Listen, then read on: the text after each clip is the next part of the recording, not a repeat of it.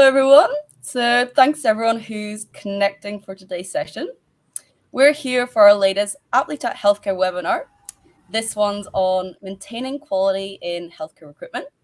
So my name's Eleanor Blair, and I'm a sourcing executive with ApplyChat Healthcare. ApplyChat works with healthcare organizations in the USA and Canada to help them find and hire more nurses. We specialize in sourcing passive nurse candidates from outside of job boards. In fact, we can reach up to 70% of all nurses in any market. So we're able to bring an entirely new audience of nurses to our clients' vacancies. We also screen and engage with every applicant to make sure they're a good fit for our healthcare clients. To find out more about ApplyChat and to access our free nurse recruitment resources, please check out Patrick's online business card. The link is on the screen and we'll put it in the chat as well. At that link, you'll be able to view all of our past webinars on nurse recruitment and sign up for our future online events. You can also join our Nurse Recruitment Secrets on Facebook group and as well our Healthcare Recruitment Leaders Exchange. You can subscribe to our monthly Nurse Recruitment Secrets newsletter, and you can also connect with Patrick to learn more about ApplyChat Healthcare's nurse sourcing services. So yeah, feel free to contact him or message us in the chat here if you're interested as well. Now, for today's webinar, we're going to explore effective strategies to enhance and maintain the quality of hire in healthcare recruitment. So now I'd like to introduce today's speakers. So first up, we've got Patrick Thiele. He's the Chief Operating Officer of ApplyChat Healthcare. He's been with us for 3 years, and he previously worked as a senior manager in the Canadian criminal justice system for over 25 years. Hi, Patrick. Hi, Eleanor. Thank you. And our special guest today is Donna Horowitz. So Donna has a PhD in industrial and organizational psychology from DePaul University, and she's recently moved into the role of managing director at Poel Consulting. And she previously served nearly 5 years with Personify as the head of research and development and quality. Welcome, Donna. Thank you. So yeah, feel free to reach out to Donna with questions and for advice. We're sharing her LinkedIn profile and email address on the slide. So yeah, thanks again to Donna for joining us today. And now I'll turn over to Patrick to start the discussion. Great. Thanks so much, Eleanor, for the introduction. And hi to Donna. Welcome. And thanks so much for your interest in doing the webinar with us. I'm really looking forward to the conversation. We had some great chats preparing for this. I'm looking forward to the expertise you're going to bring. So I would love to just start by asking you to tell us a little bit more about yourself. Tell us about Poel Consulting and your background. Okay. As Eleanor mentioned, and thank you, Patrick. It's nice to be here. But as Eleanor mentioned, I have a PhD in industrial organizational psychology, and I spent the first 10 years of my career in assessment and selection. How do you select the best candidates for a role, or how do you develop people to be qualified for a role, and then as well as organization development and organization effectiveness. And from there, I moved into all the different parts of HR. So talent acquisition, compensation, benefits, employee relations, and eventually worked my way up to become head of HR and eventually CHRO. And then in several different companies across different industries, both publicly held and privately held. And then I was ready for something a little different. And I had run across Personify because I used them, starting in one company and then in 2 more to help with recruiting, and saw significant improvements in what we were doing, both costs and time to fill and quality of hire. And so I went to work for Personify and got to know recruiting there. And as she mentioned, I was there 4.5 years. And in addition to the quality, I particularly focused in on the healthcare recruiting because of the challenges faced, especially recruiting nurses. And that's how I got to know ApplyChat too. Yeah, we worked with you when you were at Personify and with providing some services for you in your healthcare recruitment. So that's great. Nice to be getting to know you in a new context now as well. So you touched on a lot of things there. You bring a lot of expertise from your background, from HR generally and the healthcare recruiting. And interesting, you talk about the time to hire and the quality of hire. Of course, such interesting and important conversations to our audience who tunes in to watch these webinars. And of course, quality of hire is challenging in any industry, but in healthcare, we seem to have sometimes less luxury of being selective, right? Because there's such a demand and so few applicants out there for the roles. But quality is still important. We have to keep our eye on it, and I know that's what you wanted to talk about today. So let's jump right in. I'm going to bring up our agenda. So today, you and I prepared to talk about identifying the root causes of quality issues in recruitment, identifying the job duties and requirements, assessing candidates, and some thoughts you have about the use of technology in recruitment, and then also some thoughts about best practices for retention. So lots to talk about there, and I know you have lots of things in mind to share about that. And I also want to add to the people who are watching live today, please put any comments, questions in the comment section on the chat, and we will try and keep our eye on those and get to those if you do have comments and questions. So we'll love to hear your thoughts about that. So I am going to really turn it over to Donna, but we'll start with this question for the group. And Donna, you were interested in hearing from the group if anyone wants to share what is the biggest challenge you're facing regarding quality of hire. So please, just in the comments again on the chat, please put your response, your thoughts about the biggest challenge you're facing regarding quality of hire, and we'll keep our eye on that and touch on that as necessary as well. Donna, any thoughts about that, or anything else you want to say as introduction? No. I'm interested in hearing in getting answers to this question today, and hearing why people joined, what they wanted to get out of the call today, because that'll help me direct my comments. So great. All right. Perfect. Good. Well, we'll watch for those comments in the chat. But let's get started. So, Donna, one of the first things that you talked about when we were preparing for this call was that there's a need in every situation to identify both the root causes of any quality of hire issues and the job duties and requirements. So I'm going to turn it over to you and let you chat about that, why that's important. And then you had shared a couple of tools that you really like to use. Right. Okay, so let's first talk about the root causes of quality of hire issues and how to look at that. So I like to use problem-solving tools for identifying root causes. And the key to using a problem-solving tool is to identify what gap you have, the gap that you're going to problem solve for. And a gap is measurable, and it states what's the desired state and what's the current state. So then you have your gap identified, and that's where you do your problem solving to understand the root cause so that you can get to your desired state. I've done root cause analysis of quality of hires at least 3 companies, I think 4. And I've done it 2 different ways. One is to look at how long did it take to fill, time to fill, because that was the biggest issue in one company. And the second way was to look at how long did we retain people once they were hired. Our goal was at least 1 year, preferably 2. So anybody who left within a year, we looked at what happened. And interestingly enough, across all 3 and maybe 4 companies, we found the same thing, which was it was in not properly defining upfront what was required for success in the job and what we were looking for. So in terms of time to fill, that means you spend time bringing in and interviewing and looking at people who aren't the right fit. And then once you get them hired, a lot of times the reason people didn't know it was the right fit, if it was the right fit or not, there were several people involved in the process. And once the candidate became an employee, they weren't doing, the expectations were different from the different stakeholders, and so they couldn't succeed. And so they either left or they were let go. And that was the case in 60 to 80% of the cases that we looked at. 60 to 80%. So not understanding or communicating the requirements of the job and or agreeing. and the duty, or okay, yeah, good point, or agreeing on it, right? And then, as you said, it would attract the wrong audience, and it would set up managers to select the wrong people. Right.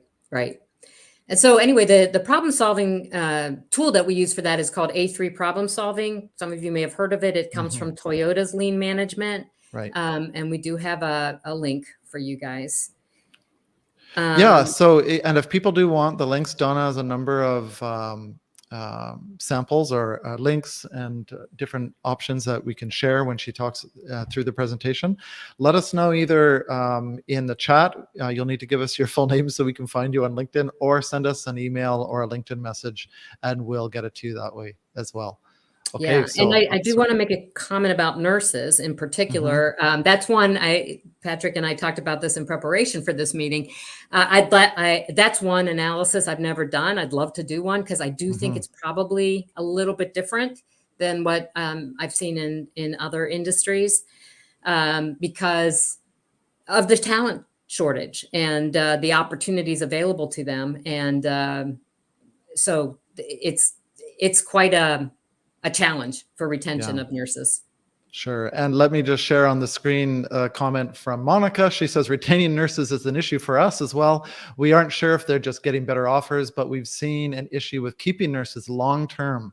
I work with a pediatric home health company. So that's really interesting. Common challenge, and but well said. And maybe Donna, you can touch on that if you have anything specific you wanted to mention as you go through the problem solving. Yeah, and one thing I have seen in general in some of the healthcare systems that Personify worked with, that I was involved with, we did have better retention of nurses in home healthcare than in hospital settings. So that should give you a leg up, I would think, being home healthcare. But it's a good question, and it could be so. Some of these issues may apply that we'll talk about for selection, but it could be other things that are beyond the selection process that could be getting in the way. Right. Okay. Anything else you wanted to share about the problem solving process and working through that? And I think, and you mentioned, that's really interesting that in 60 to 80% of the time, the problem was about the wrong job requirements or incomplete job requirements. Yep. Okay, great. Right. So problem solving, and then another favorite of yours that you mentioned is the job analysis process. Tell us about that. Yeah. So obviously a good way to make sure that you understand the requirements for what you're hiring is a good job analysis. Now, job descriptions help and all that kind of stuff. But I wanted to talk particularly about one technique that is used a lot in IO psychology, but not outside of it. And I have found it very useful as an HR professional throughout my career. And that's called critical incidents. There's a very formal way to conduct critical incidents. I do a more informal way as part of an intake call. But basically, a critical incident is an incident that happened in the workplace that showed that somebody was a really good performer or a really poor performer. So in healthcare, it might be giving the wrong meds would be a critical incident. That would be a negative example. A positive example would be incredible feedback from a family after dealing with a nurse. And so the important piece of that is, the nice part about critical incidents is it gives you insight not only into the skills needed, which you can usually get just from interviewing the stakeholders involved, but also into the culture and what it takes to succeed. Because some of the things that you'll find out in critical incidents is how they deal with their management, how they deal with their peers. That'll all come out in critical incidents, and it may help you understand some very subtle things that it takes to succeed. So for Monica, for example, the critical incidents may, when somebody leaves, what caused them to leave? What was that straw that broke the camel's back? You may find that there's some pattern of behavior going on with somebody in the organization that's causing these folks to leave. As an example, I didn't making that up, but that's an example. So the way you do critical incidents is basically you just ask for the critical incident, then what led to the situation, what happened, and then what was the outcome of that situation. And you ask it a few times, and you'll start getting a picture of different patterns of things that keep repeating themselves in terms of what's going on in the organization. Okay, great. And you said you've used this multiple times. You haven't used it specifically again with nursing, but you're interested in doing that. Right. And I do have some. Again, I have some links that you could use. Right. There is an academic paper which tells you the full blown how do you do a formal critical incident, how you do that formally, and then there's some simpler ones, one that's written and one that's a video. So. Perfect. Okay. Yeah. Again, people can let us know if they want those links. You had an example. Did you have an example you wanted to share for using job analysis? Yeah. This one, again, it's not healthcare related, and this was early on in my career, but I was asked to go to do on a campus interviewing for an R&D engineering group. And so I went to the department, and I did a critical incident thing, and I asked them about that and got a bunch of information. And what was nice was two things. First of all, it helped me because the people I was talking to were working on PhDs and stuff. They were pretty well qualified in terms of skill and ability. And it was the more subtle social things and soft skill things that really made the difference between who was likely to succeed and who wasn't. So it helped me to identify them. And then the thing that I didn't realize it would do was it gave HR a lot of credibility, because they saw HR come in and ask them about, well, what does it take to succeed around here, and apply it with the candidates. And just, it was amazing how it improved our credibility. So. Oh, that's great. So lots of side benefits as well as beyond your main goal. That's really interesting too. Yeah. So I'm wondering about, and most of our audience, or much of our audience, are in talent acquisition, HR, healthcare management. And when they're looking at, I'm thinking about the, you use the example of critical incidents. If we have a critical incident, even in our internal processes, our recruitment processes, whether it's something great that happened, we had a really successful run of hires and it went really smoothly and quickly, and we got a lot of hires done, or the opposite, where we're having a lot of problems. Could you use one of these analyses, especially the critical incident analysis, with those kind of processes as well? I would say that would be more of a problem-solving process, where that analysis would work better. The critical incident is really about understanding what's required to succeed in the job. Okay, great. Okay, good. Well, people can consider that as well. And again, we can share those links to the templates and the tools for those who are interested. That's great.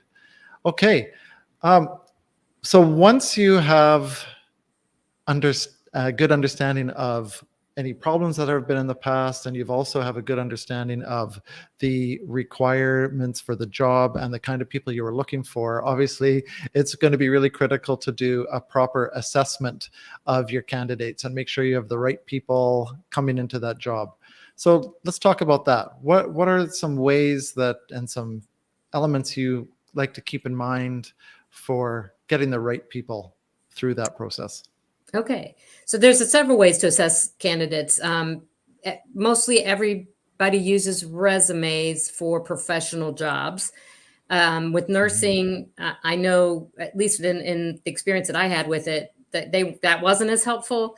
The people who had resumes were generally people who were looking for a job, and most of the time we were going after passive candidates because there weren't enough active candidates, and they didn't have resumes prepared, and we didn't want to hold back the opportunity to interview them just because they didn't have resumes. So, but where you have them, resumes can be a way to assess people: interviews, reference checks, job samples, and assessments.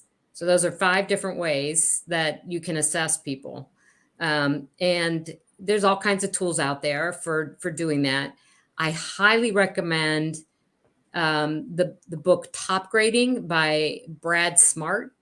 And I was horrified when I read the book because I felt like my PhD was summarized in this one book, and it was unfair. But he does a great job. So I'd like to spend a little bit of time on interviewing, because that is done pretty regularly, and the types of interviews you can use. And there's a link that I have available on the types of interviews by Morgan McKinley. But 3 types that are the most common are behavioral, situational, and chronological. Behavioral interviewing is the kind of thing where you say, tell me about a time where, whatever it is, and then you listen to the answer and assess whether they are displaying certain traits. Situational is where you say, here's the situation, what would you do? And the advantage of a situational interview is, with a behavioral interviewing, especially because it is so common, people prepare. Mm-hmm. And they have it down. They know what their points are. They may even have tweaked what actually happened to give the best side of it, that kind of thing. It may be what they hoped to happen, wished would have happened, whatever. When you give them a situation and ask them how would they respond, you get a good feeling for, could they really handle that situation? And then there's chronological interviewing. And that is a really good one. That's where you go through their resume and you ask about basically what motivated them to leave each position they were in and what motivated them to take the next position. And those are 2 separate questions. Most people see that as one and the same. They're not. And you begin to see motivations. So an example there was one time I was interviewing a finance person in a company where there's a lot of pressure put on finance people to get everything exactly right. And I noticed that she had a pattern of leaving when things got tough. And it was clear to me that she wasn't going to be able to succeed in the culture that we had in our company. So things like that come out in a chronological interview that's hard to see any other way. So do you use a combination of the 3 in most of the interviews you conduct? Yes, I do. I try to use all 3. And do you have a weight on one or the other, one of the 3? No, it depends. I might have weights on certain, like I'm looking for this kind of trait, and depending on how I get at it, whether I get at it from the chronological or the situational or the behavioral, but not the specific type of interview. It's just those types of interviews are good for getting different types of information. Okay, great. And you mentioned Morgan McKinley's book, Types of Job Interviews. And then I also shared a link to Top Grading, the book by, I forget his name. Brad Smart. There it is, Brad Smart. Thank you. I shared that link in the chat as well. Great. Okay, great. All right, resumes, interviews. I just wanted to touch on resumes. It was interesting that you talk about resumes and nursing, and because passive candidates is the business we're in at ApplyChat, and we know that if we are able to find a nurse applicant or any healthcare personnel, they're not actively looking for a job, then they probably don't have a resume ready or maybe not up to date. And we don't want to lose them by saying you need to build a resume. We want to get them in the conversation. And we have clients who are very successful with those applicants because they tell us, just bring them in the door. We'll talk to them. If we need a resume, we'll get it later. So through our screening, we try and get most of the background that you would find in a resume, and then it can be built into a resume process later. And that's been successful for our clients as well. So interesting that you say that. Resume is just one way of getting the background, but it's a process most people are really used to in our systems, but it's helpful to be creative. Yeah. Okay, resume, interview, and then reference checks you mentioned. Let's talk about reference checks. Another challenging area. Yeah, it's very challenging. And Brad Smart has a whole appendix dedicated to reference checking and how to do it. And I have found that he's correct. What works best, if it can happen, which it often can't, is for a manager to talk to a manager and say, I'm looking at hiring this person, help me to know how to manage them. What are they good at? Where can I help them? And then it's less threatening to bring up areas of development for somebody when you do it that way. Okay, interesting. And I know often people say, well, the challenge is, if they send us a reference, first of all, do do we really understand who they are? So that's one challenge, but also you're going to get references that are people that are going to say something good about you typically. But you make a good point. If you can get manager to manager and then have a more honest conversation. The other thing I know sorry, I'll let you go ahead. I left something out. It's not just manager to manager. It's manager to whoever. So, I'm going to be the one managing them. So it could be a customer, could be a peer, could be a manager. But I'm going to be the one managing them, help me make them successful. Okay. So it's for the good. Great. Okay. And do you ever use, or have you often used global reference checks? So in an organization, government organization I worked with, it was a standard practice where we would tell the applicant, thanks for the references, but just so you know, we require access to global references. Do you consent to us contacting whoever we want? And if they didn't, well, then that kind of raised a flag in itself. But then once we had that consent, we could reach out to anyone where we saw they'd worked in the past and explore and try and get into their background. Is that something you've done before or would recommend? I had not heard of that.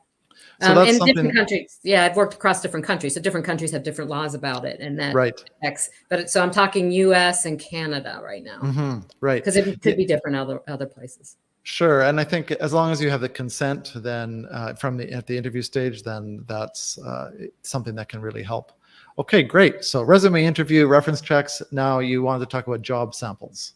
Job samples are exactly that. You take a piece of the job and you have them perform it. So for for a marketing position, you might ask somebody to do a presentation about how they marketed something or how they would market something. That's that situational behavioral.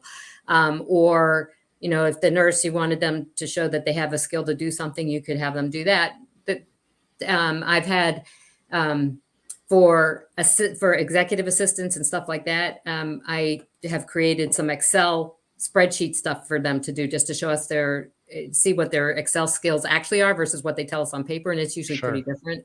You can also assess accuracy that way. Even they'll always tell you they're accurate, but this way you can actually take a look at how accurate they are, that kind of stuff.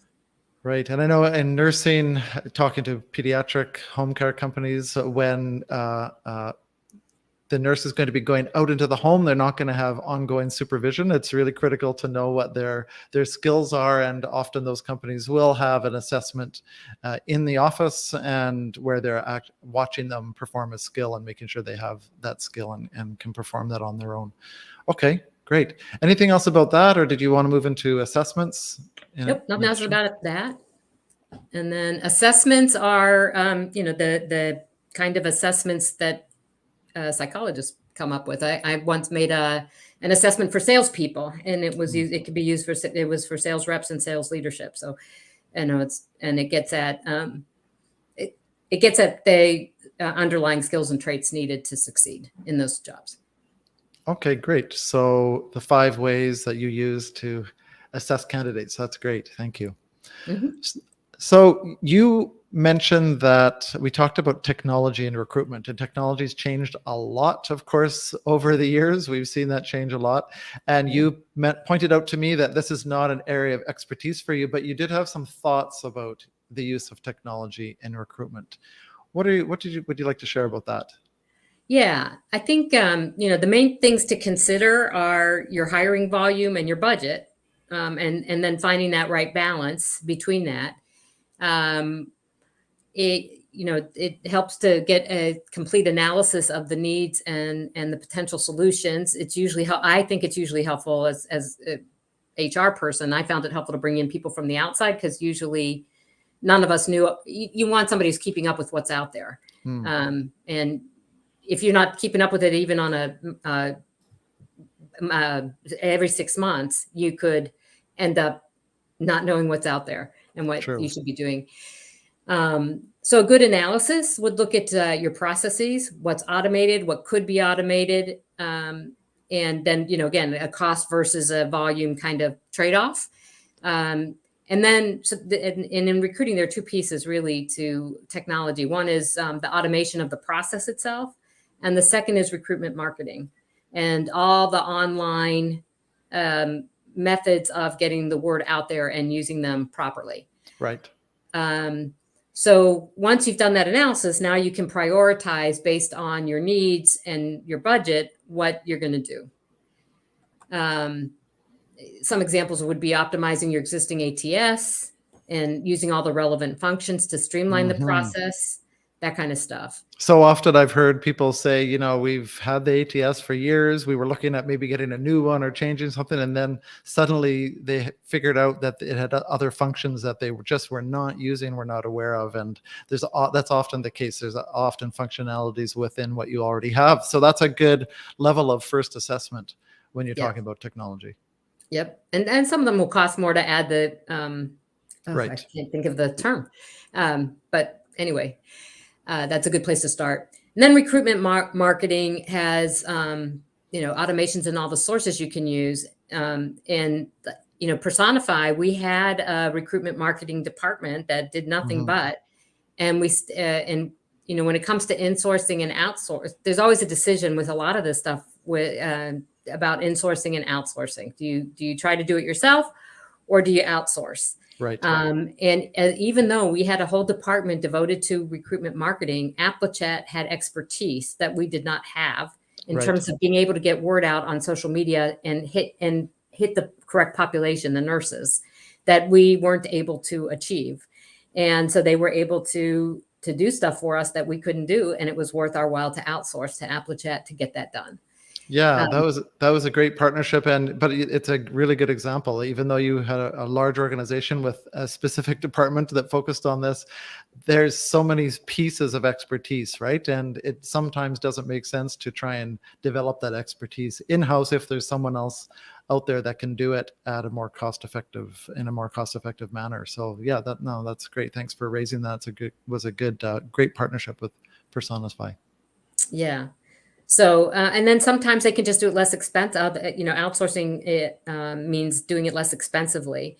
So, or less hassle. So a lot of times the onboarding processes, that takes a lot of follow-up. There has to be somebody really devoted to staying on top of candidates to make sure they do all the things they need to do.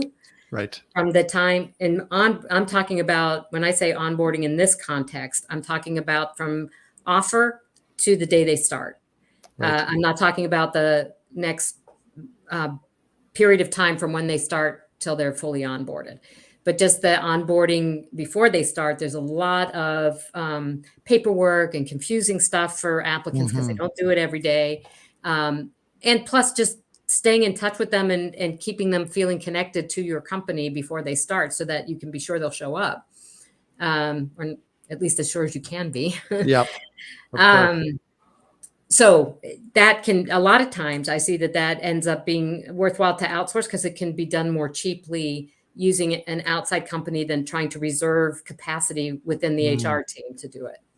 Okay. That's interesting. So that's an interesting assessment for not just technology, but all sorts of services. But technology being one, as you say, even if you're not an expert, find the right people to first do that assessment, and then perhaps see if you need to bring in the right people to provide that service. Okay. Interesting. So you mentioned onboarding, and that's an important piece of the retention process that you wanted to talk about. And these are the points that you wanted to talk about regarding retention and best practices. So candidate experience, onboarding, workplace culture, and professional development and growth. So I'll let you roll into that from what you were just saying about onboarding and the candidate experience.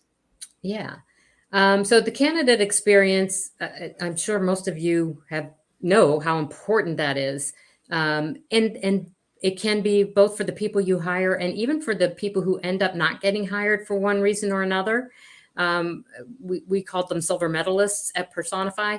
The people who either turn you down because the timing's not right, or for some other reason, or the people who you pass this time, but maybe for a future job, they will be the right fit. Right.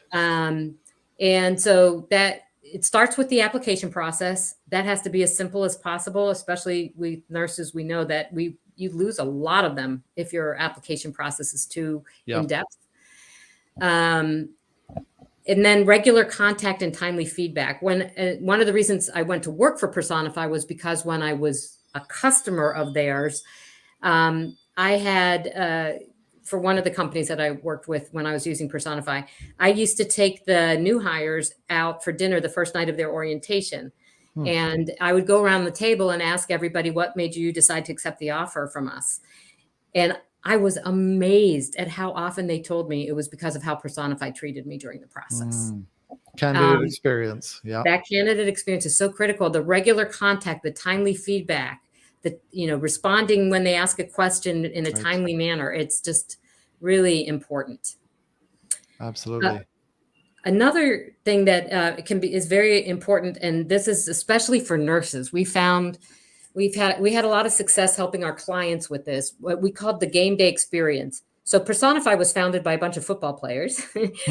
So that's where the game day experience comes in. And that would be, and this didn't apply during COVID when people weren't coming on site to interview. But now that things are starting to go back to in person, that game day experience of coming on site, what is their experience? And we would get our clients to really think through from the candidate's point of view every minute of their interaction. So parking, that can be incredibly confusing. Sometimes you have to pay for parking at some healthcare systems. So just making sure that they know where to park, it's going to be easy for them. They don't have to pay for it. Right. When they come in the building, giving them a bottle of water to have for the day. And then making sure they get a really nice tour that shows what's good about that location, if that's where they're going to be working, if it's not home health care. We also, one client that we worked with was a very big rural healthcare system that there weren't enough nurses locally. So they were always looking to relocate nurses.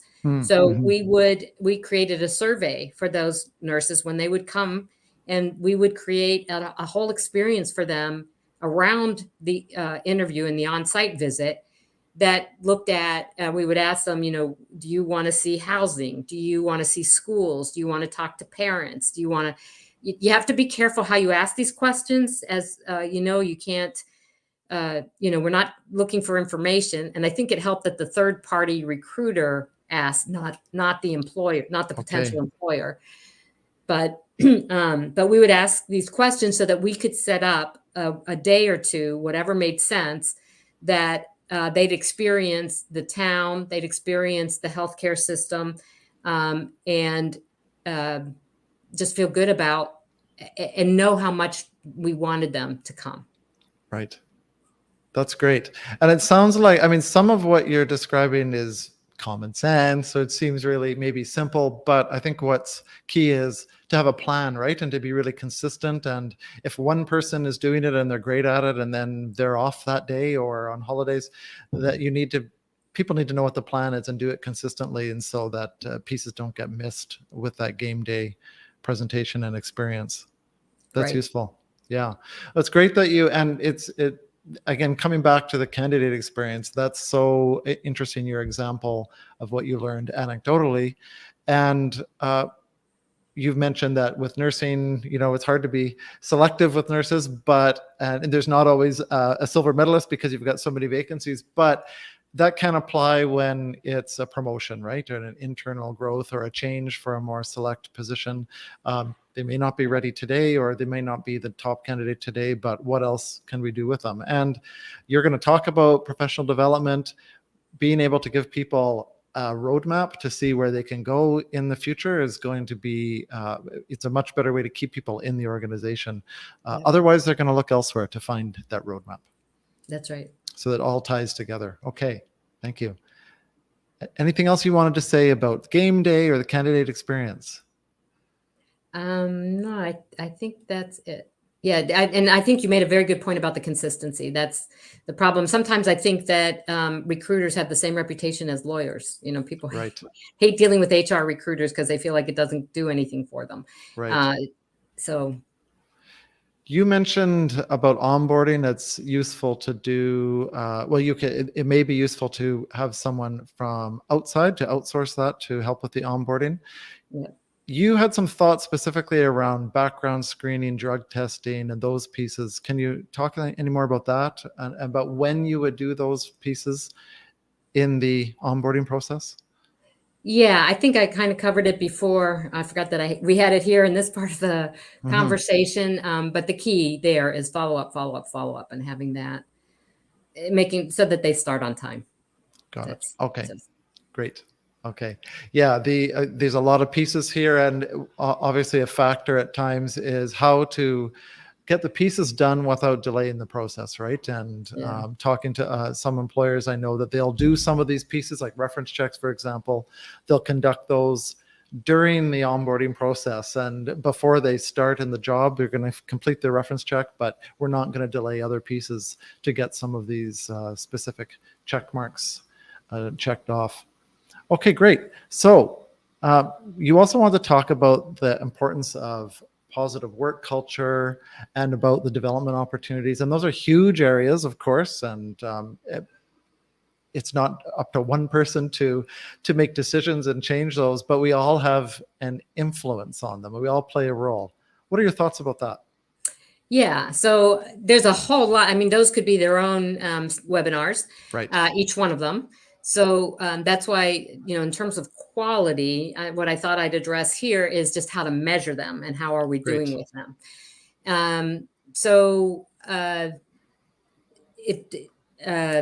I guess what I would start with is surveys. It's one good way to know, do we have a good, is the culture what we want it to be, is employee surveys on a regular basis so that you can keep track of the pulse.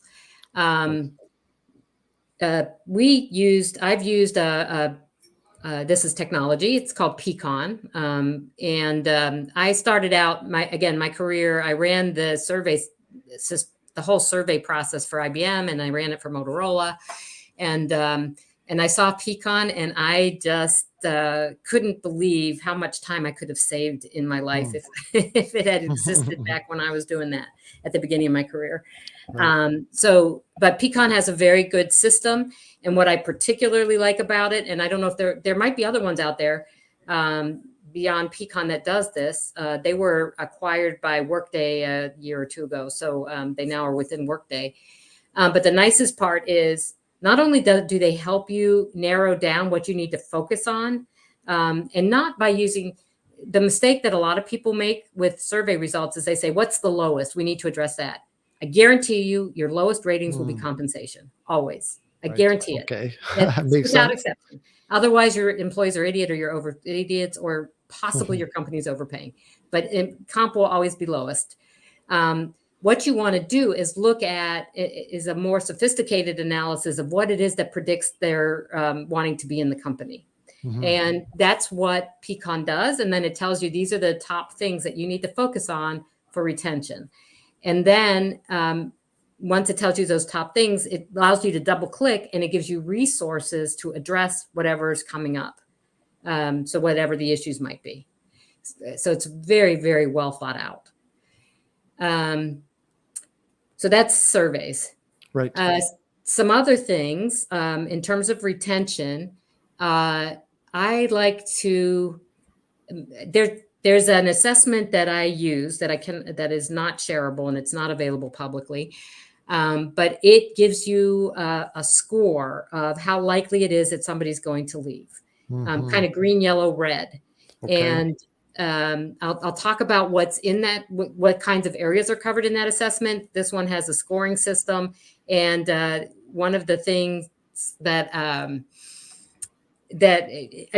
was amazed at how well it predicted. And the one that really stood out to me was one time I did the assessment for somebody, and they were the biggest red I had ever had. And they resigned the next day. So it just, the next day. So you were right. Your scoring was correct. Scoring was very smart. Wow.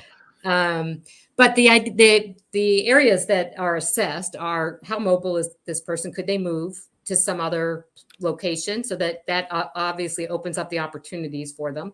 Okay. How marketable are they? So mobility in terms of whether they're tied to the community and or the organization. Okay. Yep. Marketability. How marketable are their skills? Nurses have incredibly marketable skills, as we all know. Their job satisfaction or dissatisfaction, and their career satisfaction or dissatisfaction. So I might like my job, but it's not taking me where I want to go in my career. Okay, right. Workplace relationships. And then the biggest predictor, which I didn't know until I got this, was personal or professional shocks. So a personal shock would be losing somebody close to you, a parent, a spouse, a child, something like that, causes people to evaluate their lives. Right. And a professional shock means something like I got passed over for promotion that I thought I was going to get. That kind of thing. That brings you, if they've had that gets your red score. That almost always puts you into the red. Wow. As being at risk. So that's an assessment. So what I've liked doing in my HR roles has been implementing a pattern, a timing for like on a quarterly basis or every half, that managers assess their folks and figure out who may be at risk of leaving. Okay. And then help them with using tools that can be applied for the people who are at risk. So stay interview is one of those. And again, we have a link for you. No, I did not create it. Monica asked me if I created the assessment, and I did not create it. I've used it. But I probably could create one. So. Right. And you mentioned that the tool you're specifically referring to is not something you could share publicly, but I'm just going to post in the chat the areas that you talked about assessing so that people can think about. It's mobility, marketability, job and career satisfaction and dissatisfaction, workplace relationships, and then personal or professional shocks. And I'm sure if people look online, they can probably find other tools that might help with that as well. But that sounds really interesting. Especially with the high success rate that you found. Oh my God, it was scary. It was scary. Yeah. Sometimes you're not surprised with what you find, but every so often you go, oh my God, I didn't think about that this person has this, and this all going on. And that's true. And then suddenly, like, yeah, they're thinking about leaving. Right. Anyway, so the stay interviews, again, we have a link for you on how to conduct those. And you can Google those. So yeah, we can share that link. And also we did a webinar maybe about a year ago on stay interviews as well, so people can look back in our archives on our YouTube channel. Again, I can send you the link to find the stay interview webinar specifically that we did, which was got a great response as well. So good. Okay, thanks for that suggestion as well. Yeah, and then I'll make the point, it may be obvious, it might not be, but the frontline leaders, of course, are the most critical for retention. People tend to leave their manager, not their company. Right. And so it's supporting those frontline leaders that's going to do the most for your retention. And I think with nurses, that's a key because, so much of their job is so hard. And if they have a good manager who is the right level of tough but caring, they're more likely to stay. Sure. And so often it's about what training experience the manager has for that leadership role. I mean, maybe they were great at being a nurse or whatever the specific task was, but do they have the skills to be in a leadership role, or do they need support to be a leader and ongoing training and so on? And so I think that overall culture from the organization can really affect that as well and support people to grow in their careers and therefore support others as well on their team. Right. And then the other thing that can matter a lot for retention is development opportunities. And that was that difference between the job and the career. So. Right. Okay, great. Yeah, and that roadmap that we talked about moving forward. Awesome. Okay, great. Well, I know the other thing that you and I talked about, Donna, is you've suggested a lot of really valuable ideas things to think about, some specific tools that people can look into using in their work. Some of these things take dollars or time investment, right, within the organization. That can be a challenge, of course, especially these days where most organizations are facing budget crunches on some level. What do you suggest about getting buy-in from management to make any changes, even if it's to implement a small tool that's going to take up some time or dollars? So really the key to convincing management is creating the business case for what the problem's costing. And when I say cost, it's the things that you mentioned, Patrick. It's money, it's stress, it's retention, Right. it's costing us talent. So what's it costing? And then what's it going to take to fix it? And, is there a payback for Right. that? And if you can show them the payback, if they, first of all, they have to agree with you that that is a problem that they want to fix. And then secondly, they have to agree that what you're proposing is going to be worthwhile and will fix it. Right. So those are the keys. I make it sound simple. It's anything but Sure. But it just thinking about it that way, I think really helps to create your case. That is helpful. Yeah, and it's a bit of a skill, isn't it, to be able to build a case like that. And often you might have a team member who's done it before, who has input. I know, Donna, you can help with this, so people could reach out to you if they're interested in some support on this. You also mentioned again that you would love to do a job analysis or a problem solving analysis in healthcare. So I'd encourage people to reach out to Donna if you want some advice from Donna or input from Donna on doing that as well.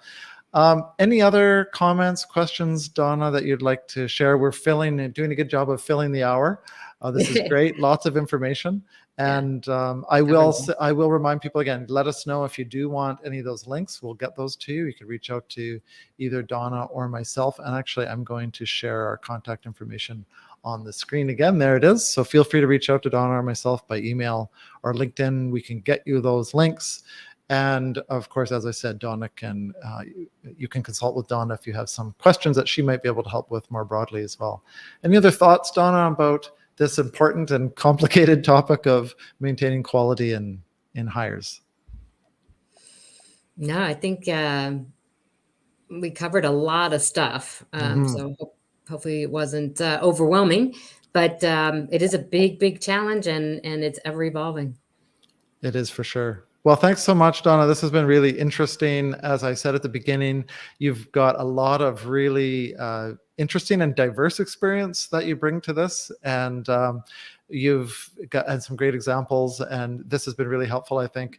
Lots of good tips for people to think about and dig into. And again, those tools that we can share with people as well. So thanks so much for your time. And I will mention to people that, again, feel free to reach out to me. The link is on the screen again now to find out more about AptitudeChat Healthcare, about our services for sourcing nurses and also allied health and physician recruitment that we've moved into. And you can also find all of our previous webinars, the recordings and information, the notifications about our future webinars, and all the groups that Eleanor mentioned as well at the beginning. So I look forward to hearing from you for those who are interested in that. And other than that, I will close for today. Again, thank you, Donna, and thanks to everyone for joining. And I will go into my Zoom channel if anyone does have questions that they wanted to share with me and talk about AptitudeChat Healthcare. I'll be in my Zoom room shortly, and I will get the link and put it in the chat here as well. And you can join me there. Donna, thanks so much. And we hope that you have success in your consulting career. And please do reach out to Donna if people have interest in her services as well. So my Zoom link is in the chat, and I'll be there shortly. Thanks, everyone, and thanks, Donna. Thank you. Thanks. Take care, everyone. Bye-bye.